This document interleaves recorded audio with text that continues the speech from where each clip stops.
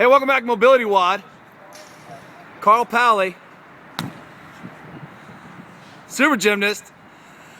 We're working on the book promo, and got Carl here. What I want to do is talk to you about one of the concepts that we're seeing a lot of, and it's making a lot of sense to both Carl and I. Fits with kind of our continued examples of how to create torque and these notions of what you get out of this torque relationship. So a lot of times at the seminar I talk about the fact that, look, we need to create a stable chassis and carriage, and off that stable chassis and carriage we can then create torque. And this is the problem with forward head on neck or rounded upper back. It's more difficult to create torque in these positions. If I can improve that thoracic carriage, then I'm better able to create torque. Once I can create torque, I have a second level of stability that feeds back and allows me to control the trunk. And that's the problem sometimes, that we don't make that connection back. And this is, for example, I have to get organized here so that I can become stable with knees out. And then this knees outedness allows me to then keep my torso and pelvis upright. Shoving the knee out creates that torque for pelvis upright, and now I'm stable without deflecting. So that's the example we talked about with the standing position. Now take a look at what Carl always is teaching, why it makes so much sense. I'm working on getting the GoPro off my foot, but once we get that, we're set to go. So just kind of going back into what Kelly was saying, I think there are things that you can do to emphasize position globally, like Kelly was just saying, like chassis, what does that look like, and then have some access to some local torque. So if you come over to the bar, one of the things that I teach, and I think it's super important, is how to hold on to the bar. Some people don't like it, but the people that use it understand why they use it and how it works. Wait, I'm going to be clear. People don't like this because it exposes a hole in your mobility. Because it feels freaking uncomfortable, that's the reason. And it sucks, right? So if we just go to this bar, I'm a little short. I need to... First thing I say is, if you come up close, you can just see this.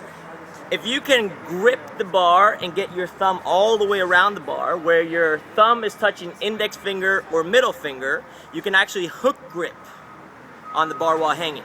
The hook grip on the bar while hanging is different than the hook grip that you see with a barbell, because the angle changes. So now you want the thumb outside so the index finger and middle finger can hook. That's number one.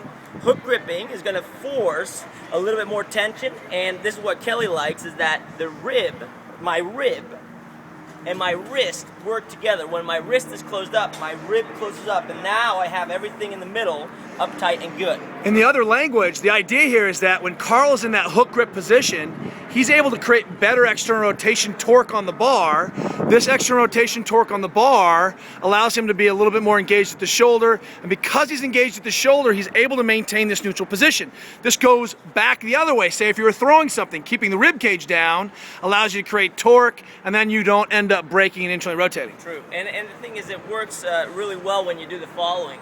If you just think about keeping the pinky knuckle over the bar, the hand, if you look at it right here, it's actually slightly tilted. If I just gave you a neutral hand right there, it's slightly tilted. If I get my left or my pinky knuckle on top of the bar, what that does is, as I hang, it forces my shoulder into external rotation, which we like. So if you don't know how to access that torque, all you have to think about is getting a better grip. So if you can get the pinky knuckle over the bar, hang, hook grip it to lock it in, and now hang, you're forcing yourself into external rotation at the shoulder without even having to think about bending the bar, and now you can actually hang and push the bar, which is what we really want. Now, just jump up there and do hang with a good position, over the thumb, knuckle around, right? And then, now watch what happens to his active position when he just hangs with the other grip. So just go to the other grip, thumb around the other side, and see how much softer he is. And what happens is, because he's softer here, he internally rotates, and this sets up the shoulder to theoretically have more room in the shoulder,